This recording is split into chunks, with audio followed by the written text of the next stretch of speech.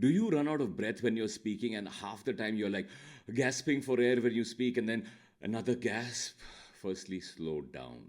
Slow down your speaking and breathe more. Be conscious of the fact that you take pauses, and when you pause, inhale. When you inhale, it needs to be a full diaphragmatic breath. Understand this, running out of breath means that you are not using your full lung capacity.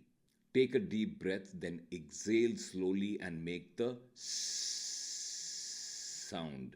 Try it yourself and do follow me if you want more solutions to any problem you could be facing with your voice.